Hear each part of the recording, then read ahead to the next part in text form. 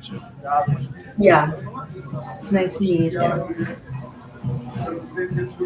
All right, well, I guess I can start. So, my name is Aiden Helfand. I'm a freshman at the University of Pennsylvania, and I am the co founder, along with Morgan, my sister, of the project Safe with We, which is an online forum dedicated to helping youth mental health.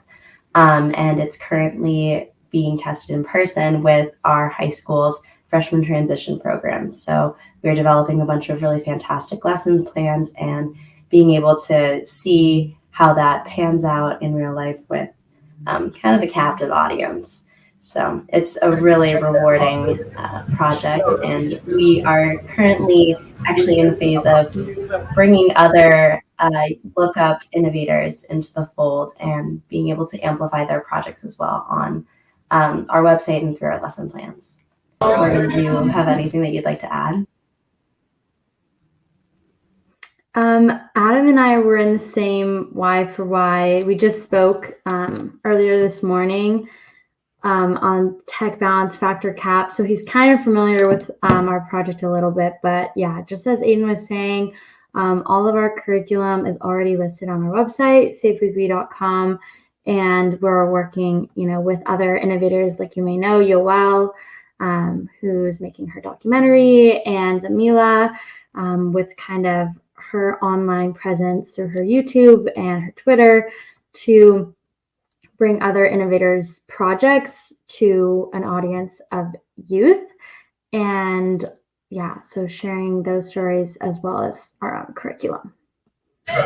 That's really cool that you guys are sisters and you're working on the same project together in the space.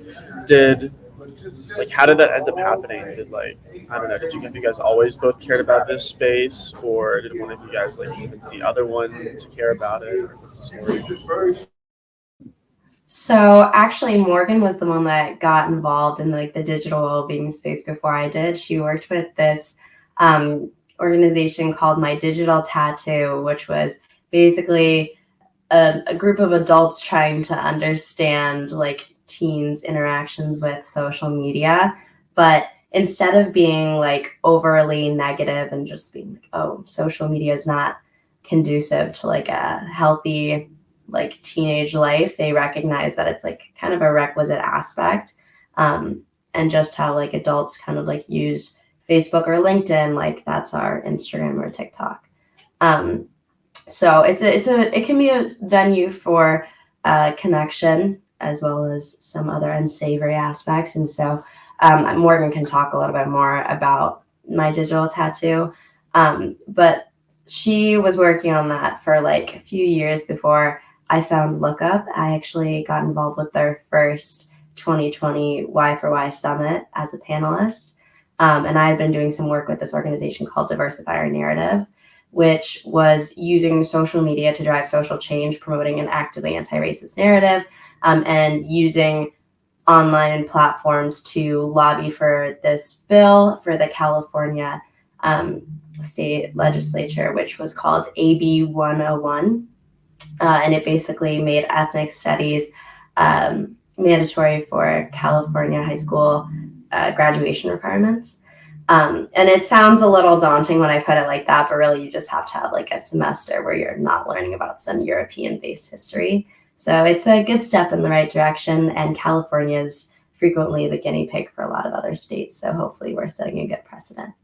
But I spoke as a speaker, and then that parlayed into an opportunity with Lookup's Youth Leadership Council, which I was also the chair of co-chair for 2 years. And then Morgan came into Lookup, and we co-founded Safe with We. So long story short, we kind of had divergent paths that ended up converging. But yeah, Morgan, did you want to talk a little bit more maybe about Safe with We or any of your experiences? Hi, Lexi. Welcome. We're just introducing ourselves, and Adam asked if you're not familiar with me and Aiden, we're sisters, and we are not in the same place. Actually, I'm in the Bay Area in California, and she's currently attending college at the University of Pennsylvania. But we kind of online, we co-founded our project through Lookup, which is called Safe with We, and it's an online program as well as like an in-person curriculum at my public high school for freshmen. So really leading the social media conversation starting from freshman year.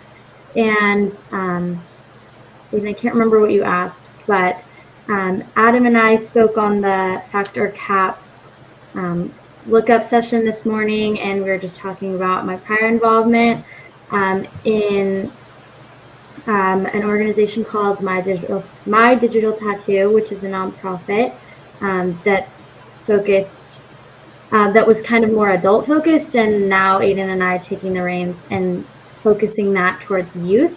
Could you share with us like what your lookup innovation background is and like what you're working on? Sure. Actually, I am a staff member at Lookup. I am the digital marketing manager. Apologies for entering late. I was supposed to come in and help MC and facilitate, but I had some technical issues. So thank you for getting started ahead of me. But I actually wanted to jump in and shift the focus away from me for a second and ask, what is your reason for looking up? What is your reason for taking a moment off social media, and is that, or technology as a broader topic, and how is that idea tied to your innovation? I can start, or Aiden, do you want to go first?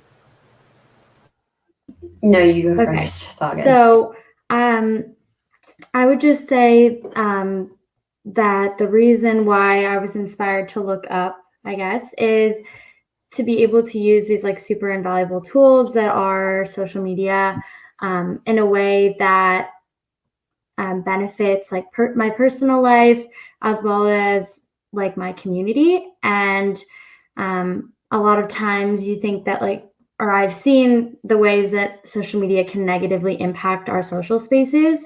And that's a lot of like what we talked about in My Digital Tattoo, where I was a part of like a high school kind of panel.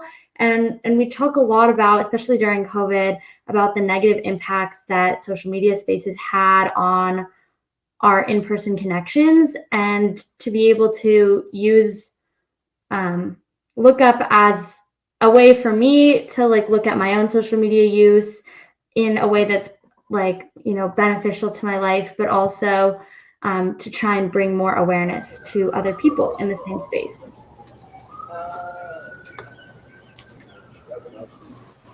Awesome. For the new innovators who are coming in, feel free to jump in and introduce yourself. And we are talking about our reasons for looking up and taking a break from technology or social media.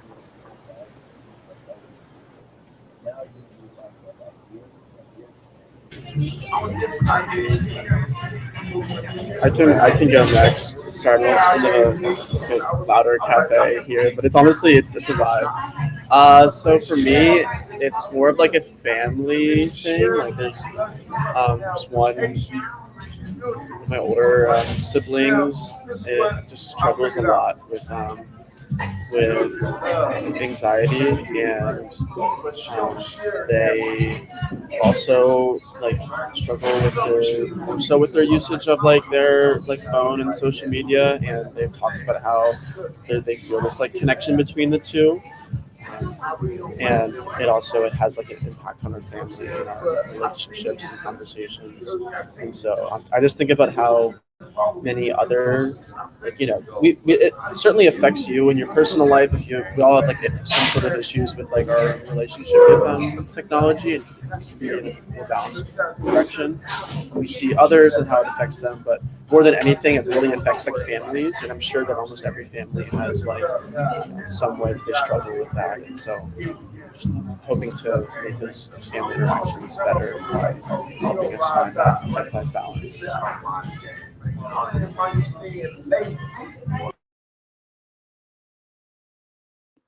I can go next. My name is Yoel. I'm from New York City. I'm the director. I can go next. Sorry I was late. I actually was like, I'm like sitting outside because today is like the nicest day for the rest of our entire like fall, and but the Wi-Fi like wasn't really good, and then I think Hopin doesn't work as well in Safari. So yeah, it took me a while to get here. But I think in response to the question, I guess it's actually interesting because I don't feel like I noticed, like, I don't know if there was like a super distinct moment. I feel like it was kind of like a slow, like, it's like the slow barrage of things that you like realize. And I think probably the biggest contributor though is like reading like articles about it and like all these studies that had like these really crazy statistics about how much social media like affects your mental health and well-being. And then like after I read those, I think I started noticing more like with myself how it would affect me. Yeah, I think that's mainly. Thanks, Taylor, for sharing. I think there was some audio overlap between you and Yoel. So, Yoel, do you mind going next once you finish chewing your lunch? It's a very attractive time to talk during lunch. So my name is Yoel. It's great to meet everyone who's listening. So I'm the director and creator of the film Our Subscription to Addiction, and it's essentially the story of a few innovators here that have had their own personal experiences growing up on social media that have impacted them very profoundly and motivated them and inspired them to create solutions. So part of how I see myself working in this space is sort of being the publicist of the incredible work of what everyone is doing. And my mission is really to use the power of storytelling to magnify these incredible stories to the rest of our generation to learn more about them. And for me, what looking up is, I think it's for me, it was funny because I think in my junior year of high school, I decided to delete social media even before I watched The Social Dilemma, simply because I didn't love the way that it was taking over my time and attention. And I can say that it's been, however many years since junior year of high school. I'm now a junior year of college, so I guess 4 years now. But I'm still addicted to my phone. I still feel like I don't have control over my time in regards to my text messages, my emails, this, that. So I'm still every day struggling to look up, and I think that's part of why I'm so passionate about creating a solution, because I know that I can either sort of like be on a victim of it, or I can be a part of the solution. So thank you for having me.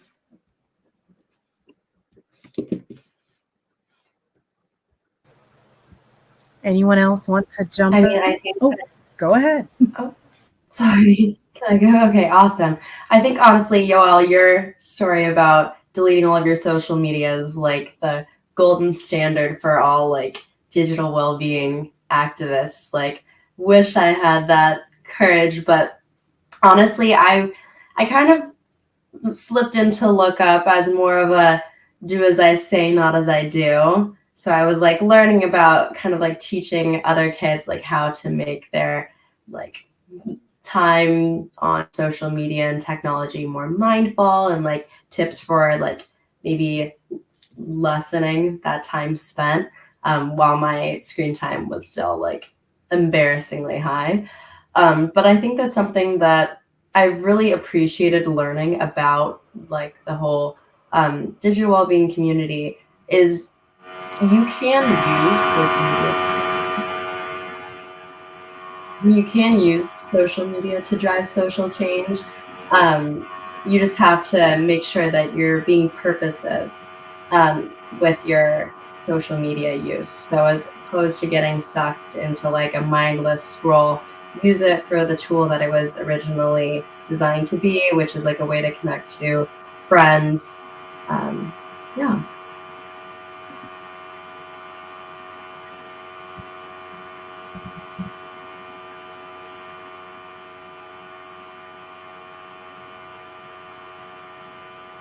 Has everyone shared a little bit about their reason for looking up before we move on?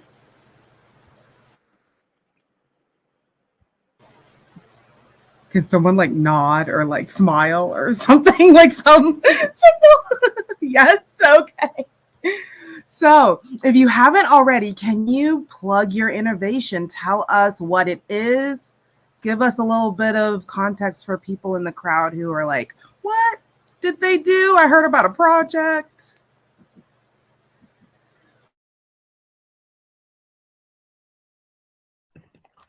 Adam, can we hear from you? Because I'm still thinking about your Instagram posts. I know it's not related, but I'm still over here thinking about them.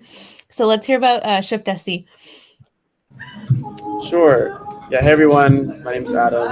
I'm a senior at University of Southern California, and I have led this student org called Shift SC over the past year or so. Basically, it's like a it's a student org for socially responsible technology at USC. There's a lot of like student orgs centered around like building technology for social good, but not a lot that looked at like where technology that's already built, like has been built maybe the wrong way or designed in a certain way that isn't good for us, right? And how we can rethink that, and not just for like technologists to get in on the conversation, but also activists, legislators, etc.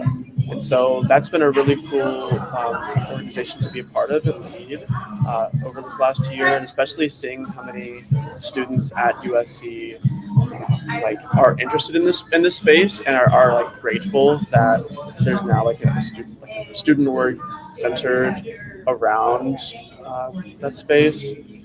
Because if the space doesn't exist, it's like whether it's like on a small scale of you starting a conversation with like your family or your friend group about like, I don't know, social media in your life, like that's a small step in creating that space for each other, or even like a whole like community. It's just been really inspiring to me to see how far it really goes to like create spaces for conversation.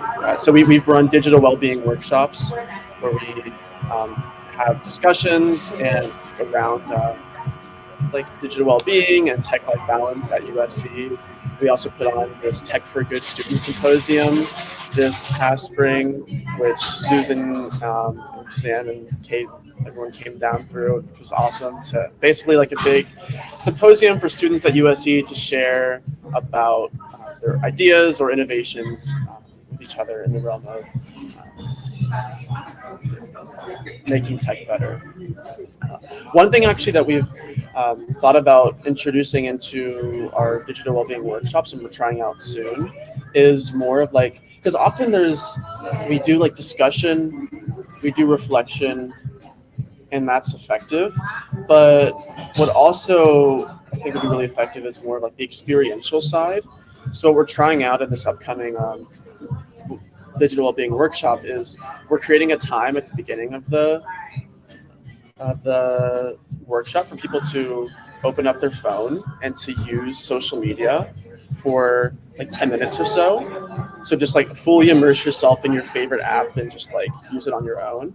And then after that, we'll do a mindful session for about 10 or 15 minutes of breathing and like looking inward and putting away devices. So rather than just thinking about it and just talking about it, also that experience side of like, what's it like to really use that whatever app you like using and just go into that and then take a step back and see how you feel afterwards, and using that as fuel for the conversation.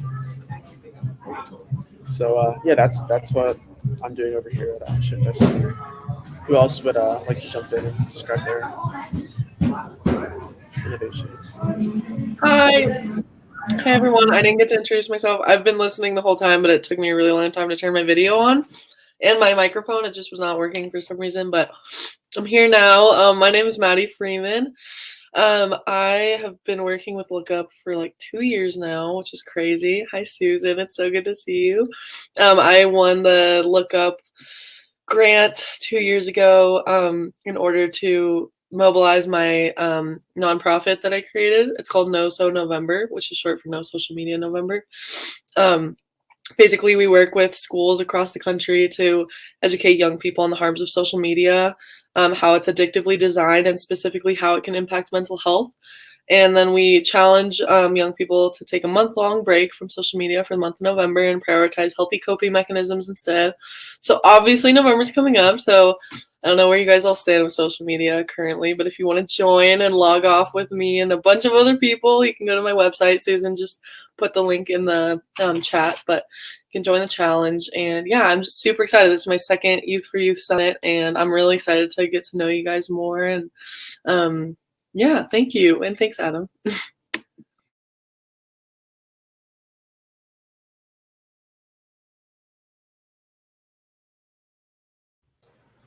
Maddie, if you don't mind me asking, like, what have you guys? I know you said you were a part of this, like, what, a year or two ago, when you first started off in Nurse November. So, what have you seen along the way with your work so far, like changes and effects? Yeah, I've gotten some incredible feedback from students, especially like obviously the ones who participate in the challenge. And I think that's my favorite part of doing what I do, is hearing that it's impacting real people and real people's lives. So like some of the kids that did the challenge were like really hesitant going into it, and they were like, I feel like I'm not gonna have any friends, I feel like I'm gonna be lonely, blah blah blah. And then they said they would email me after and be like, Maddie, like I permanently deleted my TikTok, my Instagram, like I'm so over it. I literally feel so much better. Someone told me like their suicidal thoughts and mental health completely resolved itself and like got so much better. They're like, I've never felt this happy in my life. Like I don't know why I had social media in the first place. And kids, I don't know, it changes people's lives to experience the challenge, even if they don't think it will. And so it just makes me really happy. And also after talking to a lot of people about this, like a lot of people in different areas, like it's insane to me how many people have already decided to delete social media. Like I think a lot of people are catching on to what's going on around us, and it makes me really happy that it's more of like a commonly known issue that like social media can be bad for your mental health, and it also can just lead to addiction and like bad things. And so it's cool to see like how many people actually already kind of are aware of that and like on their own just decided like I don't want social media, like it's not improving my life. And so I guess over the last 2 years I've seen that improvement a lot. Like I went from pretty much everyone was like, oh, this is gonna be so hard, but like it seems cool, to like a lot of people I'd like pitch the challenge to, they'd be like, oh, I actually don't have social media, and I'd be like, really? Like I've just been hearing that more and more. So yeah, it's cool. I've learned a lot through the process for sure.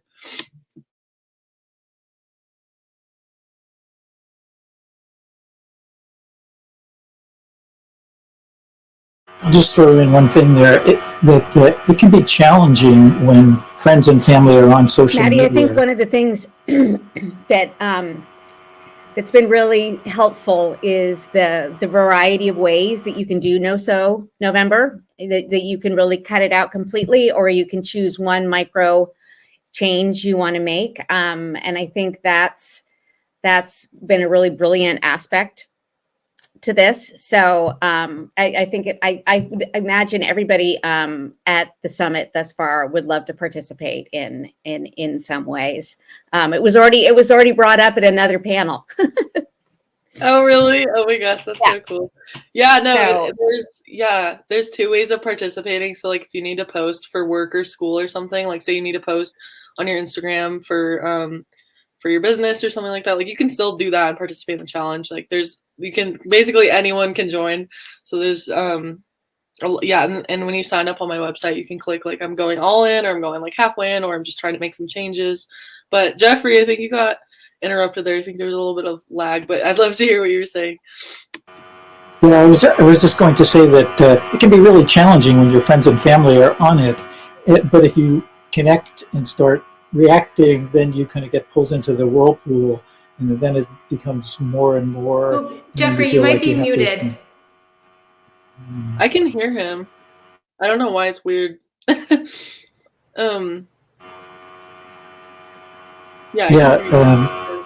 So I don't know if you can hear me now. Yeah, there's been some strange audio issues, but I was just saying that if your friends and family are on social media and you have an account, it's hard to resist responding. But once you respond, then you get sucked into the whirlpool where you feel like you have to keep engaging. So I try to keep more of my interactions in the real world, or if telephone, where there's that immediate sense of presence, at least, or even Zoom. Yeah, 100%. Yeah, that's a great point. And I think that's another thing that I've learned, and a lot of my friends have learned through this whole process too, is like when you log off, you don't have to be isolated. You don't have to have no communication routes with anyone. Like phones have a purpose way more than social media. Like you can call, FaceTime, text. Like all of these things feel a lot more authentic than just Snapchatting a picture of your face to someone you barely know. So like, and that's another thing a lot of people have realized after doing the challenge is like, I feel more authentically connected to the people that actually care about me. And then I kind of realized some of the people that I would Snapchat all the time, like don't really even have a place in my life. And it was kind of just like very low level, pointless interactions with other people. And I think it's important like to get outside and go talk to people and like face to face and FaceTime people and text. And I think you see the value of that a lot more when you don't have social media, and it's actually cool to see. Like I think a lot of people prefer that to social media, but like you said, we're all just sucked into it, and so I think it's really difficult. But once you kind of take that step away and use alternative forms, it's really cool. What can change. So yeah, that's a great point.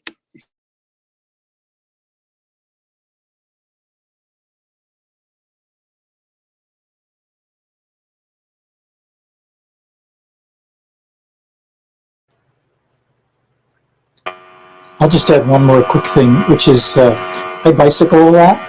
And when I bicycle, when I pass people on the street, especially during time of COVID, where you're not interacting necessarily as much, I'll just kind of like, nod hello or say good morning or something like that. And I think a lot of people just, some people will ignore it, but other people, I get a lot of smiles. It's like, and I just wish that more people would do that, kind of acknowledge their fellow human beings in the world. I think it could be a real positive thing. I love that you do that, and it looks like Crystal does that too. That's really cute. I feel like that human to human connection is so important. I remember reading something, it was actually in like a Buddhism book, but it was saying like you get a lot of your social fulfillment out of the like passerby kind of experiences you have with people. So it's like that barista at the coffee shop that made you laugh, like that person that waved to you or like smiled to you on the street. Like you get a lot of your social fulfillment from that and not necessarily like your closest friends. So I think like acknowledging the people around you and being kind and smiling is very important. So I really like that for sure. That's awesome. For the innovators in the room or anyone still working on their projects, how can we support you? Do you need downloads? Do you need a follow? Do you need an introduction? How can we help you? I can kind of take it from there. So people who aren't familiar with me or my project, my name is Morgan, and I'm a co-founder of Safe with We, which is this current year's Look Up Innovator Grant. And basically what we're doing is kind of two-part system. One part is this curriculum that's similar to the other projects I've been hearing about, that kind of all about growing up with a social media focus. So that can be anywhere from like relationships, talking about diversity, inclusion, managing mental health, and all about how that curtails on the internet with this new like digital generation. And so at my high school, I'm a current senior in high school. We have this monthly program where we kind of we present our curriculum to about 550 plus freshmen every month. And, as I said, this is our first year. So we've currently taught our first 2 lessons of 7. So there's going to be 1 lesson every month. And we're already just like loving the responses and the impact that we're getting from students. They seem to, think it was super fun. We take them out of one of their classes, and so they're all like excited to be there and they're having a great time, and we make it really interactive. So far everything's going really, really well, but something that we want to get from our like Look Up and fellow innovators is bringing this advocacy to our freshmen. So we have a curriculum, we're teaching, and we have this great program, but we want to be able to include others' stories. And so I know I talked to Zamila this past week about her work, and I'm currently talking to Yoel. I just Slack messaged her about being able to include some other innovators' projects in this curriculum, because I know a lot of times like other innovators, like they have incredible projects and they've done amazing work in the same field that we're trying to educate on. But the hardest part is finding that audience. And it feels like Safe with We has the opposite problem. We have this great audience this huge number of students in the Bay Area, in California. Like, we're at the crux of, tech life and needing to find that balance at such a young age, being freshmen in high school. Like, they're very impressionable to, get this curriculum, and to be able to share other innovator stories is like the perfect match. So currently, like, what we're trying to do is connect with other innovators, get their work out there with an audience, get their messages displayed, and activate some sense of, call to action within our freshmen to, if they care about this, if they're passionate about it too, to take action, to share their stories with social media and its impacts on their lives, but also to become part of organizations just like we all are, because there's always room for more help, and just having access to that audience and being able to convert. So if anyone listening on this call, or if anyone is an innovator or is working on a project who would be interested, please feel free to give them my contact information. I'll write it in the chat right now. And I would love to talk about, bringing your work to my school. Thank you, Morgan, for sharing, and we'll look for your information in the chat. Can I have one or two more innovators share how we can help you quickly before we move to our next main event? Yeah, I can jump in super quick. So a little bit about me, super quick. Building a documentary around the solutions being generated by our generation. Maddie is one of our featurees in this story. I'm really excited to have her, and we flew her out, and it was really special and exciting. We got to bond over that. Also flew her out thanks to Look Up. Thank you, Susan and Sam, for that. And essentially what we are trying to build is a movement of young people that are willing to be transparent about their stories with their experiences on social media. So it's going to be started by the people that are leading the movement, including Maddie, including every other innovator. And we invite everybody listening to listen on the call, everybody on this call listening to share their story themselves. I think part of what's incredible about this movement is that everybody has an experience that they can share. And what we are looking to do is feature those stories on our Instagram. And if you're not on Instagram, I'm not, feel free to submit it via our website. We have a submission portal through oursubscription.org. I'll put in the chat. So would love for you, if you're comfortable, to share your story with us so that we could feature it and have other people hear it and have it be a memorable way of transparency for everybody to kind of work together and build momentum in this movement. Thank you. Thank you. Everyone, please share information in the chat about how we can help you. Now we will be moving on to leading a movement, or leading the movement. Thank you so much once again for being here. Everyone stay hydrated and have a wonderful day, and I'll see you in the next room. Thank you.